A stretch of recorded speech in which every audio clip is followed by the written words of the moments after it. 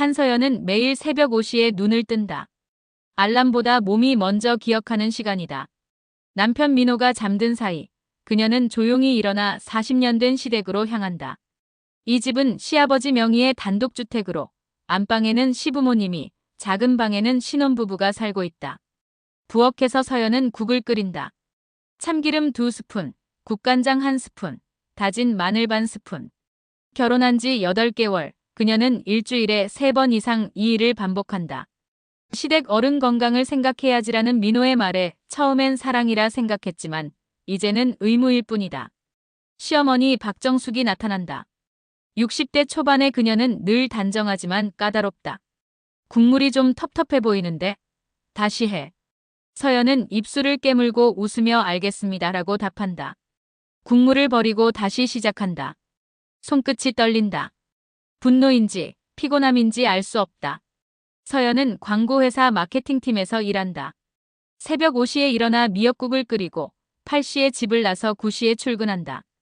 퇴근은 보통 7시지만 집에 도착하면 또다시 저녁 준비가 기다린다. 국물이 좀 싱겁네. 식탁에 앉은 박정숙의 말에 서연의 발걸음이 멈춘다. 민호는 아무 말 없이 국을 마신다. 서연은 다음엔 간을 좀 더 맞추겠다고 답하고 현관문을 나선다. 버스 정류장까지 걸어가는 10분이 유일한 자유다. 아무도 그녀에게 뭘 하라고 하지 않는 시간. 버스 안에서 대학 동기들의 여행 사진을 보다가 화면을 끈다. 나도 저랬었는데. 결혼 전에는 주말마다 친구들을 만났지만 이제는 시댁 식사 준비로 모든 시간이 사라졌다. 10월 15일 서연의 32번째 생일 아침. 그녀는 오늘만큼은 다르기를 바란다. 민호가 생일 축하해라고 말하거나 시어머니가 특별히 아침을 준비해 주기를. 새벽 5시 10분 서연은 조용히 일어나 부엌으로 간다. 아무도 없다. 그녀는 스스로를 위한 미역국을 끓이기 시작한다. 생일날 먹는 미역국은 엄마의 사랑이라고 했다. 오늘은 스스로를 사랑하는 날이 될 수도 있다. 박정숙이 나타난다. 손에 큰 냄비를 들고. 오늘 민호 아버지 생신이거든. 미역국을 푸짐하게 끓여야 해. 서연의 손이 멈춘다. 어머님, 오늘이. 그러니까 내가 끓이던 건 잠깐 치워줘. 내가 직접 할게. 오늘은 중요한 날이니까. 박정숙은 서연의 냄비를 옆으로 밀어내고 자리를 차지한다. 서연이 끓이던 미역국은 미완성인 채로 식어간다. 아침 7시, 식탁에는 4개의 미역국 그릇이 놓인다. 시아버지, 박정숙, 민호, 그리고 서연. 서연의 그릇에는 국물만 조금 담겨 있다. 미역 한 점 없이. 어머, 미역이 생각보다 부족하네. 서연아, 너 국물만 먹어도 괜찮지? 서연은 아무 말도 하지 않는다. 조용히 숟가락을 든다. 간이 딱 맞다. 하지만 그녀의 입안에서는 아무 맛도 느껴지지 않는다. 민호야, 오늘이 무슨 날인지 알아? 민호가 고개를 든다. 10월 15일 아버지 생신이지. 서연의 손에서 숟가락이 떨어진다. 맑은 소리가 식탁에 울린다. 저녁 6시, 퇴근한 서연에게 엄마가 전화한다. 서연아, 생일 축하해. 미역국 먹었어? 그 말에 서연의 눈가가 뜨거워진다. 응, 먹었어라고 거짓말한다. 집에 도착하니 거실에서 웃음소리가 들린다. 생신상이 차려져 있다. 촛불이 켜진 케이크, 갈비찜, 나물들. 서연은 현관에 서서 바라본다. 내 생일엔 이런 게 없었지. 식사 후 설거지를 하던 서연에게 민호가 다가온다. 오늘 고생했어. 아버지가 되게 좋아하셨어. 서연이 묻는다. 민호야, 오늘이 무슨 날인지 정말 몰라. 민호는 아버지 생신? 이라고 답한다. 서연의 손이 멈춘다. 수세미를 싱크대에 던진다. 내 생일이야, 민호야. 오늘이 내 생일이라고. 민호의 얼굴이 창백해진다. 아침에 미역국 있었지? 내 그릇엔 국물만 있었어. 미역 한 점도 없이. 그리고 아무도 단 한 명도 나한테 생일 축하한다는 말 안 했어. 서연아, 진정해. 내가 미안해. 미안한 게 아니야, 민호야. 너희 가족한테 나는 처음부터 없는 사람이었어. 난 그냥 일손이었던 거야. 거실에서 박정숙의 목소리가 들린다. 민호가 당황한 얼굴로 말한다. 서연아, 목소리 좀 낮춰. 부모님 계시잖아. 서연은 그 순간 남편의 얼굴에서 사랑이 아닌 불편함을 읽는다. 그녀를 걱정하는 게 아니라 부모님께 들릴까봐 걱정하는 얼굴. 알았어. 앞으로는 목소리 낮출게. 아예 안 낼 수도 있어. 서연은 방으로 들어가 문을 닫는다. 침대에 앉아 소리 없이 운다. 오늘은 그녀의 32번째 생일이었다. 하지만 동시에 그녀가 처음으로 목소리를 낸 날이기도 했다. 생일 이후 일주일 서연은 더 이상 새벽 5시에 일어나지 않는다. 6시에 눈을 뜬다. 출근 준비를 하고 나왔을 때 식탁에는 아침이 없다. 내가 해먹어야 하나? 며느리가 있는데. 서연은 대답하지 않고 현관으로 향한다. 출근해요. 처음으로 의무를 거부한 것이 무섭다. 저녁, 박정숙이 문자를 보낸다. 저녁 재료 사와. 된장찌개 끓이게. 서연은 마트에서 장을 본다. 두부, 애호박, 된장. 손이 자동으로 움직이다가 김치 코너 앞에서 멈춘다. 김치볶음밥. 박정숙이 천박한 음식이라며 가장 싫어하는 음식. 서연은 김치, 스팸, 계란을 산다. 된장은 도로 놓는다. 집에 도착해 김치를 썰기 시작한다. 뚝뚝 소리가 울린다. 된장찌개 끓이라고 했는데 왜 김치를 써? 오늘은 김치볶음밥 할 거예요. 박정숙이 부엌으로 들어온다. 내가 된장찌개 하라고 했잖아. 못해요. 오늘은. 이게 지금 무슨 버릇없는. 전 피곤해요, 어머님. 서연이 처음으로 말을 끊는다. 결혼하고 8개월 동안 새벽마다 일어나서 밥했어요. 근데 제 생일엔 국물 한 그릇도 제대로 못 먹었어요. 오늘 하루만 제가 먹고 싶은 거 해도 안 돼요? 박정숙이 거실로 나가 민호를 부른다. 민호가 들어온다. 서연아, 대체 왜 이래? 김치볶음밥 먹기 싫으면 내가 된장찌개 끓여. 서연이 밥을 접시에 담는다. 민호의 얼굴이 일그러진다. 지금 장난해? 엄마 앞에서? 장난 아니야. 나도 사람이야. 박정숙이 소리친다. 이게 내가 말하는 가정이야? 서연이 조용히 답한다. 어머님이 말하는 가정은 뭔데요? 며느리는 하인이에요. 순간 정적이 흐른다. 박정숙이 김치볶음밥 접시를 밀어버린다. 접시가 바닥에 떨어져 깨진다. 당장 나가. 이 집에서. 서연은 앞치마를 벗는다. 방으로 들어가 가방을 챙긴다. 지갑, 휴대폰, 충전기. 민호가 방문을 막는다. 서연아, 어디가? 아빠 집. 지금 이러면 진짜 끝이야. 이미 끝났어, 민호야. 서연은 현관문을 나선다. 계단을 내려가며 처음으로 자유를 느낀다. 무겁던 어깨가 가벼워진다. 아빠에게 전화한다. 나 오늘 거기서 자도 돼? 그래, 오너라. 엄마가 미역국 끓여 놓았다. 서연은 운다. 울음 섞인 웃음이다. 버스가 온다. 그녀는 올라탄다. 창밖으로 멀어지는 집을 본다. 도망이 아니었다. 선택이었다. 아빠 집 작은 방에서 깬 아침은 평화롭다. 8시였다. 누군가 그녀를 깨우지 않았다. 엄마는 묻지 않는다. 왜 왔는지, 무슨 일이 있었는지. 그저 밥을 차린다. 서연의 자리에 따뜻한 국을 가득 담아서. 민호는 매일 전화한다. 서연은 받지 않는다. 문자가 쌓인다. 미안해.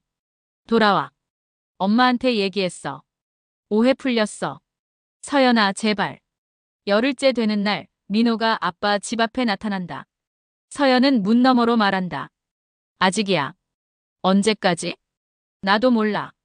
근데 확실한 건 예전처럼은 못 살아. 그날 밤, 서연은 노트에 적는다. 내가 원하는 것들.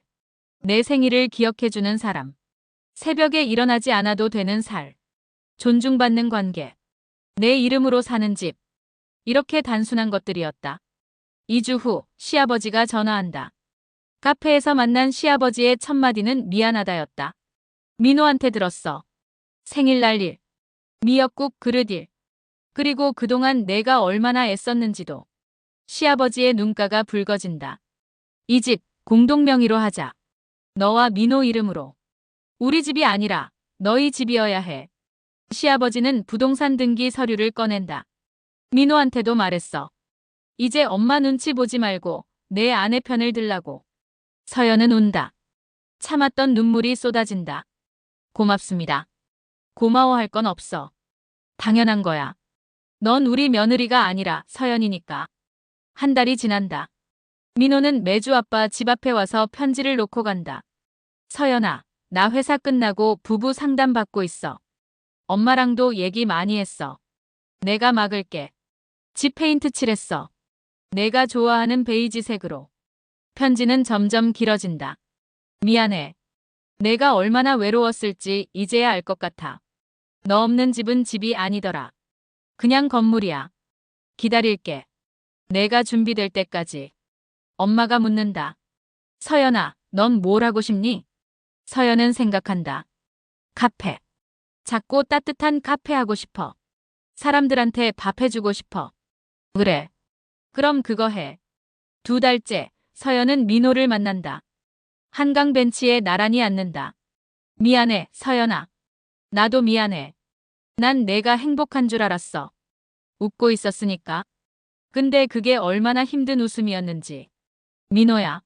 나 카페 하고 싶어. 좋아. 같이 알아보자. 그리고 우리 따로 살자. 아버님 집 말고. 알았어. 민호는 망설임 없이 고개를 끄덕인다. 다시 시작할 수 있을까? 서연은 한참을 생각한다.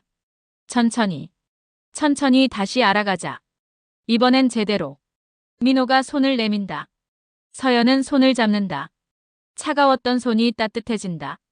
3달 후, 서연은 집으로 돌아온다. 하지만 예전 집이 아니다.